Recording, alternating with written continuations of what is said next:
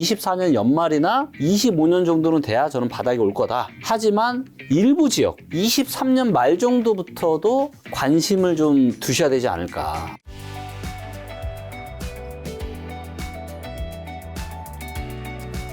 다시 집을 사도 되는 시기, 바닥을 알 수 있는 신호 좀 어떤 게 또 있을까요? 이것도 중요한 데이터가 될 것 같고요. 이것도 있고요. 또 주택 구매력 지수 데이터라고 하는 게 있습니다. 이게 너무너무 중요한 데이터죠.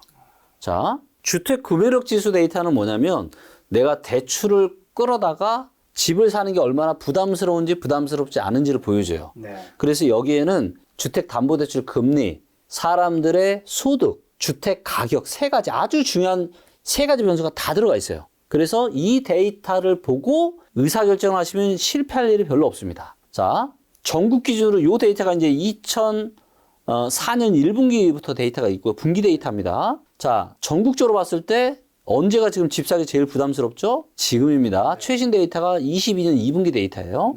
예, 집 사기 너무 안 좋은 시기예요, 지금이. 자, 서울 기준으로 말씀드리면 서울도 이때가 2008년인데 이때도 안 좋았는데 지금은 훨씬 더 안 좋죠. 그리고 언제부터 좋았어요? 12년 1, 2분기부터. 그러니까 얘가 녹색 뿌릴 때 녹색이 커질수록 하면은 너무 좋죠. 너무 좋죠. 예, 그래서 언젠가는 얘가 이렇게 또 올라올 때가 오긴 올 겁니다. 예, 근데 당장은 오기는 쉽지 않을 것 같고요. 그래서 경기도 또 마찬가지고 거의 대부분의 지역이 다 이래요. 전부 다 거의 역사상 가장 안 좋은 수치를 보여주고 있습니다. 예, 강원도도 마찬가지고요. 그래서 당분간은 조금 요 데이터를 보시면서 요 주택 구매력 지수 데이터도 요 리치고 앱 안에 또 다 있거든요. 그래서 뭐 예를 들면 여기 보시면 충남에 들어가서 분석에 들어가서 여기 이제 보시면 실거래가 켈트 차트 여기 다 들어가 있고요. 그다음에 여기 이제 보시면 주택 구매력 지수 데이터. 예, 그래서 지금 굉장히 안 좋죠. 예, 이럴 때 하면 안 되고 얘가 좋을 때, 예, 좋을 때 이럴 때 하시면 좋죠. 대표님은 참 좋으시겠어요. 왜요? 이 리치고를 이제 만드신 대표님이잖아요. 네. 그러니까 이걸 누구보다 잘 알 거잖아요. 그렇죠. 플러스로 네. 어디 가서도 이렇게 설명하실 거잖아요. 맞아요. 덤으로 홍보까지 돼. 그러니까 저를 오랫동안 봐오신 분들은 아시겠지만 저는 한 번도 스탠스가 바뀌어 본 적이 없어요. 왜냐면 그러니까 리치고가 중요한 게 아니라 기반이 데이터잖아요. 데이터에 있는 그대로 하기 때문에 그리고 이제 이런 거죠. 사실 좋은 거는 시청자분들이 훨씬 더 좋아요. 저는 사실 이걸 너무 공개하기 싫었어요. 왜? 너무 좋으니까. 창업을 제가 회사를 만들려고 이걸 만든 게 아니라 제가 수없이 많은 부동산 강의를 다 들어봤지만 가장 중요한 지금 투자해도 되는지 어디 투자해야 되는지 여기에 대한 답을 아무도 저한테 알려준 인간 전문가가 아무도 없었기 때문에 결국은 이거는 이제는 빅데이터 시대가 오니까 데이터밖에 없다. 그리고 만들어서 저도 꽤 많은 부동산 투자를 해봤는데 백발백중인 거예요. 너무 좋은 거야. 그래서 공개를 정말 하기 싫었어요. 근데 이걸 왜 공개를 했냐? 그러니까 우리가 행복하게 사는 것도 굉장히 중요하지만 의미 있게 사는 것도 저는 너무 중요한 것 같아요. 저도 이제 제가 어떤 뭐 과거의 주식 투자나 뭐 이런저런 투자를 하면 저도 잘못된 경험이 너무 많았었고 그러면서 뭔가 답을 찾고 싶었어요. 부자가 되고 싶었고. 근데 보니까 금융은 너무 한계가 있고 보니까 부자들 보니까 다 부동산이에요. 그러니까 주식 투자로 부동산 된 사람은 없고요. 주식을 상장해서 부자 된 사람은 많죠. 투자로, 그러니까 트레이딩은 주식 트레이딩으로 부자 된다? 이거는 하늘의 별 따기. 하지만 평범한 사람들이 부동산으로 부자들 되는 건 너무 많이 봤거든요. 그래서 저도 더 늦기 전에 부동산을 해야 되겠다라고 마음을 먹고 정말 미친 듯이 몇 년간을 엄청난 강의를 들었어요. 근데 이제 그 누구도 저한테 명확한 답을 두지는 못하는 거죠. 제가 좀 친해져서 아니 뭐 솔직히 잘 모를 때는 뭐 하나라도 얻고 싶잖아요. 진짜 이제 알려줄 거니까 이제 사서 만나면. 네, 그래서 이제 뭐 밥도 사고 술도 사면서 지금 어디 사면 좋냐. 그랬더니 다 하는 얘기가 뭐 어디가 개발이 되고 어디 지하철역이 들어서고 뭐 이런 거 있잖아요. 물론 그런 호재나 이런 뭐 입지 데이터들이 물론 좋죠. 근데 거기엔 이미 가격이 다 반영되어 있어요, 안 되어 있어요? 다 되어 있잖아요. 그리고 제가 이제 수학이랑 컴퓨터사를 전공하다 보니까 이런 차트를 좀 부동산 관련 차트를 보니까 지역마다 움직임이 너무 다른 거예요. 상승과 하락 사이클이 지역마다 다 달라요. 근데 이거를 명확하게 얘기해 주는 사람이 아무도 없는 거예요. 그래서 이제 데이터를 제가 팠고 이걸 해보니까 판도라의 상자가 열리는 거죠. 그래서 이런 걸 찾았지만 그리고 나름의 이걸 통해서 저도 조금의 자산을 좀 불리긴 했지만 제가 이제 그런 생각이 드는 거예요. 과연 이걸 만들었는데 이걸 가지고 나 혼자 호의호식 하는 그런 삶이 과연 행복할까? 그리고 저 역시도 너무 많은 어려움을 경험을 해봤잖아요. 저도 진짜 제가 감당하기 힘들 정도의 정말 상당히 어려움도 저도 겪어봤어요. 내가 열심히 안에서가 아니라 주변의 환경 때문에. 근데 그런 분들이 많을 거잖아요. 그리고 내 집 마련 잘못하시고 뭐 이런 분 너무 많고. 그래서 뭔가 내가 그런 힘들고 어려웠던 시절에 만약에 그런 게 있었다면 얼마나 좋았을까. 그래서 저도 이런 서비스들을 가지고 뭔가 많은 대중들과 또 기업들도 지금 사실 그러니까 리치고로 할 수 있는 게 이제 뭐 개인들의 관련된 부동산 의사결정뿐만이 아니라 부동산 관련한 기업들도 할 수가 있어요. 지금 어디다가 지금 아파트 지으면 돈 벌지, 어디다가 아파트 지으면 위험한지 데이터적으로 다 할 수 있거든요. 근데 이거를 못 하니까 지금 이제 뭐 입주 폭탄이 생기고 이러다 보니까 이제 지금 안 좋아지는 기업들도 있는데, 그래서 뭔가 부동산 빅데이터라는 걸 가지고 좀 뭔가 의미 있는 서비스를 만들어 보고 싶었어요. 네. 그게 뭐 어떻게 보면 또 스타트업의 정신이기도 하죠. 네, 맞습니다. 자, 그럼 그 빅데이터가 가리키는 네. 이제 그 하락했을 때 네. 그때 가서 좀 뭘 사면 네. 좋을까요? 이게 또 상승할 때 또 모든 게 똑같이 상승한 건 아니지 않습니까? 그렇죠. 뭐 소형 평수보다 대형 평수가 더 지금 풍기 현상이 있으니까 대형이 더 나을 거란 얘기도 있고, 아니면 뭐 지역일 수도 있을 거고요. 자, 일단 평형 먼저 말씀드릴게요. 아, 좋습니다. 자, 뭔가 방금 액션 나는 정답을 알고 있다. 그렇죠. 왜? 이런 표정이 우리에겐 모든 데이터가 다 있기 있으니까. 때문에. 네, 절대 입으로만 하지 않겠습니다. 네. 모든 걸 다 데이터로. 자, 방금 대형 얘기를 하셨는데요. 대형 맞습니다. 자, 요 데이터를 보시면 요거는 아파트 규모별, 그래서 소형, 중소형, 중형, 중대형, 대형으로 나눴고요. 각 평형대별로 비중이 어떻게 되는지, 그 다음에 각 평형대별로 아파트 나이가 어떻게 되는지를 보여주는 거예요. 자, 지금 보시면 어떤 평형대 아파트가 나이가 제일 많죠? 중소형입니다. 그 다음이 누구예요? 대형입니다. 그리고 가장 많은 평형대는 중형이 제일 많고요. 전국적인 기준으로. 자, 그런데 보시면 이 파란색이 이제 각 연도별 입주 물량이고요. 녹색부터는 앞으로 입주할 아파트예요. 자, 그런데 소형은 꾸준히 공급이 됐어요, 안 됐어요? 됐죠. 중소형도 됐죠. 중형도 됐죠. 중대형은 좀 줄어들긴 했지만 그래도 꽤 공급이 됐죠. 대형은 없네. 누가 공급이 안 됐어요? 없네요. 대형은 공급이 아예 없다. 언제부터? 2013년부터 전국 기준입니다. 전국 기준은 아예 없어요. 자, 그러면 언제 공급이 많이 됐죠? 2008년, 9년, 10년. 자, 그러면 대형에 사시는 분들은 근데 부자일 가능성이 높을까요? 당연히 부자일 가능성이 높겠죠. 부자일 가능성이 높겠죠. 나는 부자인데 아파트가 벌써 십몇 년 된 아파트가 주류예요. 그러면은 새 아파트로 이사 가고 싶은 마음이 들어요, 안 들어요? 드는데 새 아파트가 없네요. 새 아파트가 없다. 혹시 관심 있으신 우리 시행하시는 분들 계시면 연락 좀 주십시오. 같이 대형 아파트 좀 짓게. 제가 진짜 너무 답답한 거예요. 자, 그러다 보니까 최근에도 신고가나 좀 하락이 잘 안 되는 아파트들의 특징들이 있는데 이게 뭐예요? 대형입니다. 왜? 자, 보세요. 자, 여기도 신축이 있어요, 없어요? 있긴 있죠. 23년에도 743세대가 들어섭니다. 자, 이거를 좀 지역이 너무 많은데 이게 어떤 아파트인지도 다 나오거든요. 자, 이런 아파트는 희소성이 있겠어요, 없겠어요? 엄청 있죠. 자, 특히나 이제 소득이 높은 데가 서울에 지금 강남 서초잖아요. 제일. 자, 서울에 들어가서 강남구랑 서초구만 골라보겠습니다. 자, 그러면 전국이랑은 다르죠. 자, 일단은 평균 나이가 22.4년입니다. 즉, 강남 서초의 아파트는 평균적으로 지금 20년 이상 된 거예요. 근데 누가 제일 늙었죠? 대형이 평균이 26년이다.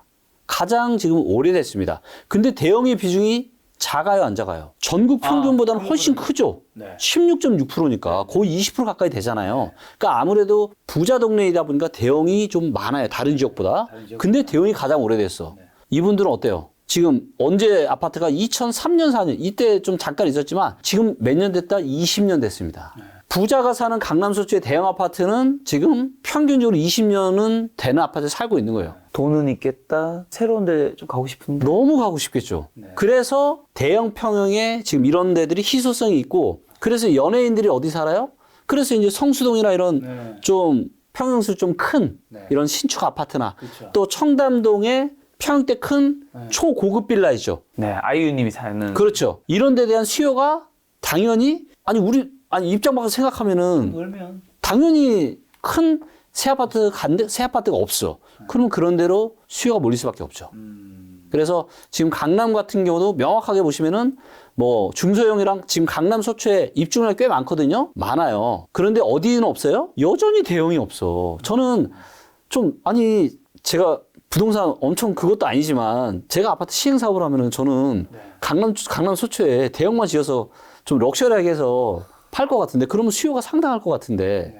그래서 이런 것처럼 지금 딱 보셔도 아, 대형이 그동안 공급이 안 됐구나. 그러면 앞으로는 대형 신축 쪽에 대한 수요가 저는 꽤 많아질 가능성이 높다라고 봅니다. 지역적으로는요? 지역적으로는 일단 수도권하고 광역시는 조금 더 기다리셔야 될 것 같고요. 수도권하고 광역시는 빨라도 24년 여름 가을 정도는 돼야 될 것 같고요. 아마도 한 25년. 근데 여기에는 뭐가 이제 같이 들어가야 되냐면 내년이 중요합니다. 그러니까 내년 연말 정도 되면 제가 가늠이 훨씬 많이 될 것 같아요.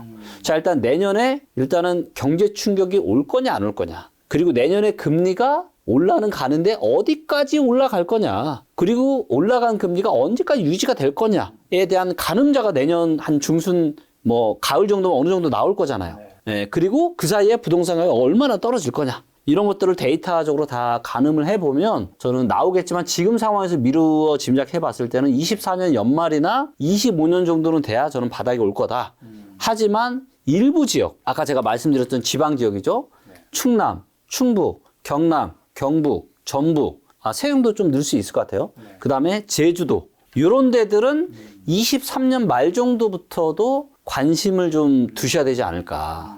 그때 사자라는 게 아니라 그때의 데이터를 좀 유심히 보고 괜찮으면은 좀 사봐도 괜찮지 않을까. 네. 자, 그럼 지금 수도권 기준에 했을 때 보유 주택수에 따른 이제 투자 전략으로 무주택자이신 분들은 그냥 관망하시면 되는 거 같고. 무주택자이신 분들은 지금 뭐 완전 너무 로키하신 분이죠. 그렇죠. 지금 네. 일단은 피해 보는 게 없는 거니까. 그렇죠. 네. 자, 그럼 이제 1주택자 분들은 지금 어떻게 되죠? 도대체? 1주택자 분들은 이제 뭐 가능한 한 이제 최대한 버티셔야죠. 그래서 특별 보금자리론으로 갈아탈 수 있으시면 그런 것도 하시고 어찌됐건 일단 금리가 문제이기 때문에 이 어떤 주택담보대출에 대한 금리를 좀 부담을 줄이실 수 있는 그런 정책들이 있으면 그런 것들을 또 적극 좀 활용을 하셨으면 좋겠고 또 현금 채굴을 또 좀 많이 하셔야 되겠죠. 그래서 지금 뭐 투잡, 쓰리잡 뛰시는 분들도 굉장히 많이 나오는데 지금 또 이렇게 팔기에는 너무 또 좀 그래요. 그러니까 지금 파는 건 또 아닌가요? 21년 연말이면은 모르겠는데 그때는 제가 팔라고 했잖아요. 10월 달에. 근데 지금은 제가 솔직히 팔라는 얘기는 못 하겠어요. 더 떨어질 게 눈에 그렇지만 팔기 어렵나요? 그렇지만 일단은 왜냐면 내놔도 팔리지도 않고 그리고 만약에 내놓으면 그렇게 되면 내 자산이 아예 없는 상황인데 내가 어디로 이사를 가려고 해도 갈 수가 있을까요? 없을까요? 이사 갈 수 아마 없을 거예요. 그렇기 때문에 최대한 저는 어찌됐건 지금 상황에서는 버티시는 좀 상황으로 가셔야 되는 거고 근데 23년 말부터 유의해서 봐야 되는 지방 지역들 있죠.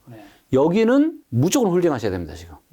이미 뭐 가격 자체가 상당히 메리트 있는 구간으로 점차 들어가고 있는데 지금 매도하시는 건 절대 아닌 것 같고요. 그래서 1주택자분들은 좀 버티시기를 좀 하면서 바닥의 시기에 또 사세요. 어떻게 보면 주식으로 타주면 물타기가 있잖아요.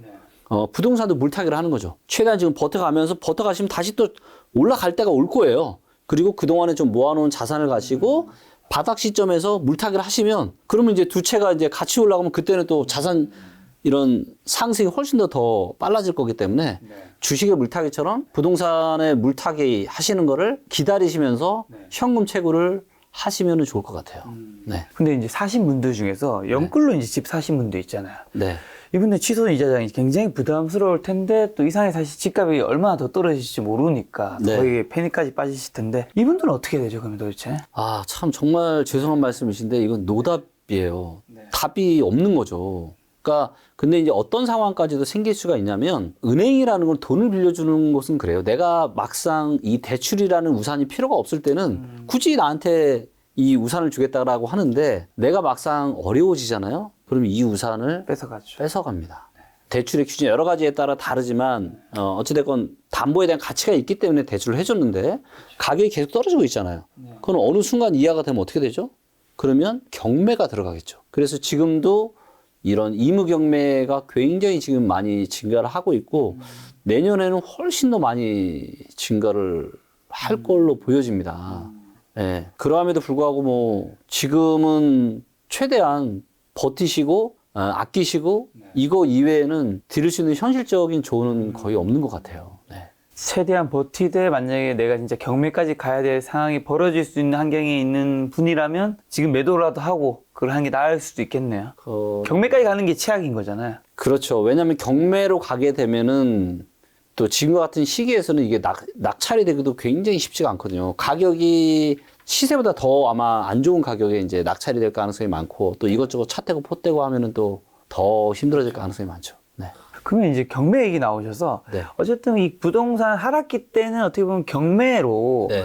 싸게 그 집을 살 수 있는 시기라고 이제 저도 얘기 들었는데 네. 지금 경매로 집을 매수자 입장에서 사는 건 어떻게 보세요? 굉장히 좋은 말씀 하셨고요. 이제 투자적인 관점으로만 보자라면, 앞으로 한 1, 2년 후부터, 저는 10년에 한 번 올까 말까 한 기회가 부동산 경매 쪽에서 저는 올 거라고. 지금은 아니라는 거네요. 지금은 아닙니다. 왜냐면, 하락기가 아직 더 되고 있으니까. 그렇죠. 하락이 더, 그러니까 싸게 낙찰을 받는 건 좋은데, 만약에 이제 지금 가격이 떨어지고 있어서 여기에 샀는데, 이쯤에 샀는데 만약에 여기보다 더 떨어질 수도 있는 거잖아요. 그럼 경매로 산 게 아닌 게 경매로 산 게 아닌 걸 수가 있거든요. 그렇죠. 그렇기 때문에 특히나 이제 지금은 뭐 정말로 많은 분들이 예상하는 것처럼 뭐 5% 초반대에서 끝나면 너무나도 다행인데 만에 하나 이렇게 안 되게 될 경우 일부 지금 연준 의원들 중에서 이런 얘기 하시는 6.5에서 6.5도 얘기하시는 분들이 있잖아요.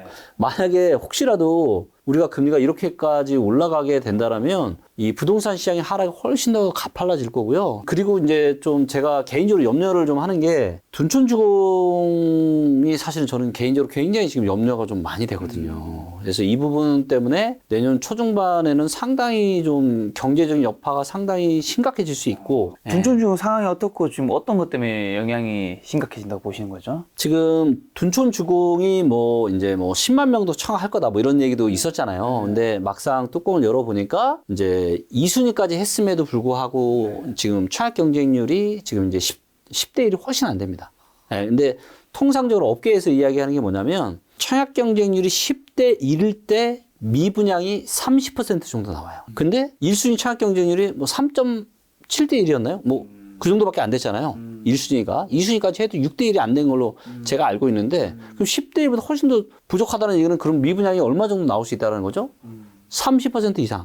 40에서 50%. 근데 문제는 뭐예요? 자, 둔촌주공이 사업을 진행을 할 때 원래 돈이 없어서 못 했잖아요. 근데 이 돈을 7,200억이 넘는 돈을 12%라는 엄청난 고금리로 끌어다가 한 거죠. 보증은 누가 해줬냐? 시공사에서 보증을 해줬죠. 근데 그때만 하더라도 잘 될 거라고 생각했겠죠. 아예 둔촌주공인데 다들 그랬잖아요. 아예 둔촌주공인데 뭐 입지도 좋고 뭐 단군일의 지금 최대 지금 규모고 잘 될 거다. 그래서 잘 될 거지만 뭔가 불안한 요소가 있기 때문에 12%의 고금리로 3개월 단기 대출 해준 거예요. 3개월 단기 대출. 잘 될 거 예상을 해줬는데 막상 뚜껑 까니까 예상보다 훨씬 못한 성적이 나왔어요. 네. 자, 그러면 둔촌주공의 계약일이 언제냐면 1월 3일부터 1월 17일까지입니다. 그리고 그 3개월짜리 12%라는 엄청난 고금리로 7,200억 원이 넘는 그 돈이 상환 만기일이 언제냐? 1월 19일이에요. 자, 근데 지금 미분양이 이렇게 많으면 계약을 안 하면 그러면 돈을 갚아야 되는데 내가 계약금 받은 걸로 갚든가 아니면 또 다른 어딘가서 또 돈을 끌어와서 갚아야 되잖아요. 그렇죠. 뭐 어찌어찌 잘 된다라고 해도 넘어야 될 난관이 지금 한두 개가 아니다라는 거죠. 근데 이게 대한민국에서 뭐 거의 넘버원 사업장을 할 수 있는 둔촌주공 이 정도라면 나머지들은 훨씬 더 심각하겠죠. 그러면서 미분양은 또 계속 쌓이고 그럼 이제 부동산 관련한 기업들이 진짜 뭐 줄도산까지는 아니더라도 상당히 많이 문제가 될 수 있다. 그러면 그것들이 대한민국 경제에 충격을 엄청나게 많이 주겠죠. 지금 또 저축은행 같은 경우도 문제가 되고 있죠. 저축은행도 지금 연체율이 늘고 지금 부실이 늘고 있잖아요. 왜? 추가적으로 지금 담보대출을 또 많이 해줬으니까. 부동산 가격이 떨어지니까. 즉, 제가 내년에 가장 염려하는 건 뭐냐면, 부동산 시장, 부동산 가격의 하락이 단순히 어떤 개인의 이런 뭐 영끌의 문제가 아니라 이게 이제 부동산 관련한 금융회사들, 그 다음에 부동산 관련한 기업들한테까지 엄청난 악영향을 미치고 있다. 이게 문제라는 거죠. 그리고 이게 진짜 자칫 혹시 터지게 된다라면은 진짜 대한민국 경제에 상당한 큰 충격이 오지 않을까. 예, 그리고 그로 인해서 부동산 가격은 또 더 하락하고. 예. 그래서 만약 이런 일이 저도 없었으면 정말로 좋겠고요. 근데 우리는 모든 가능성을 일단은 염두에 두고 내 자산에 대한 관리를 좀 할 필요가 있잖아요. 그렇기 때문에 혹시라도 이런 일이 내년에 어떻게 될지를 우리가 귀추를 좀 주목해서 봐야 될 것 같습니다.